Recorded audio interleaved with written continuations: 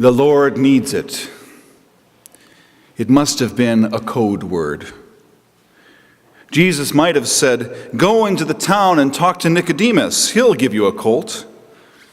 The gospel writers, however, used careful language, perhaps not to implicate a subversive, perhaps to emphasize how strong the support was for his movement. But all they said were the code words, "The Lord needs it." The Bible is full of code. The book of Revelation is written almost completely in code, and you need a secret decoder ring in order to understand it. Lamb means Jesus. Babylon means Rome. Beast means the Roman emperor. Dragon means Satan. Faithful witnesses mean all the martyrs. Be of good cheer, and patient endurance and persistent resistance is the posture of the churches who are encouraged over and over again to decipher the code. Those who have ears to hear, listen to what the Spirit is saying to the churches, it says 7 times in Revelation. The Romans were poised for a revolt like the one of Judas Maccabeus, the one that he had orchestrated in 167 before the Common Era. They were tempted to ignore Jesus and his entourage because he broke with that mold. Instead of riding on the back of a white stallion like a military messiah, Jesus rode into Jerusalem on a donkey like a servant. Like he did throughout his ministry, Jesus was messing with everyone's concept of a Messiah, and they would have ignored him if it hadn't been for the crowd. I wonder if he would have gotten such a crowd if he'd gone in riding a stallion. There was something populist about the donkey.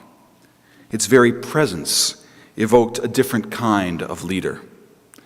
A donkey, isn't just an animal. It's a person's livelihood. A donkey is the equivalent of a car, a truck, and a tractor all in one. It was a car because people used it to move around and do their shopping. A truck was because people used it to carry their load, and a tractor because it was used to cultivate the land. Add to this the fact that the donkey had never been ridden means that it was a brand new one and had a very high market value. Jesus rode into Jerusalem that day on an unbroken donkey. Odd, isn't it? Kind of makes it seem really nice and serene, doesn't it? Imagine, unless he was a horse whisperer, the resistance of the donkey. I imagine it not being a gentle or quiet ride, especially with all those people throwing palms and flowers and even clothing in the way. It sounds like chaos to me. Messing with popular notions of deity, let alone upsetting powers and principalities, was and is provocative and havoc-evoking. And yet the first chapter of the book of Genesis speaks about creation happening out of chaos. This was the beginning of a new creation. The donkey owner took a leap of faith. He cast his lot with Jesus, and most think the owner and his family left them alone after Palm Sunday. But I think that they just pulled back a bit. They watched Jesus turn over the tables of the money changers, the very symbol of corruption and complicity of the temple and the state. The very first thing he did is he dismounted that donkey. Remember that it was the Passover feast, and people were coming from across the countryside to celebrate the feast at the temple in Jerusalem. The temple was the only safe place for Jews to be. It was supposedly off limits to the Romans and was a place where people could practice their religion in peace, or so they thought. But in order to fully participate in the rituals, you needed to change your Roman money into Hebrew money on the steps of the Temple Mount, thereby not tarnishing the sacred mount with unclean things like Roman coinage.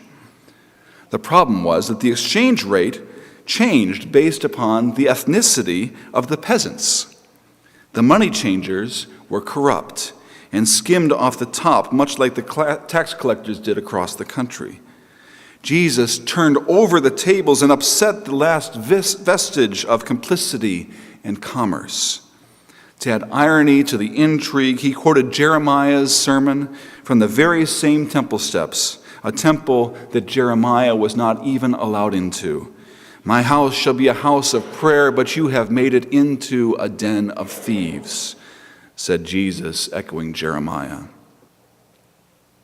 I think the crowds watched the exchange with the money changers. This too was a sign that Jesus had told them to watch for. They pulled back and watched the leadership implode. They pulled back perhaps a bit too much on Good Friday as Jesus was executed as a heretic and an insurrectionist. They watched the curtain of the temple torn in two, and Jesus told them to be patient. It would not all end in death. There was a new day dawning, and they were going to be a part of it.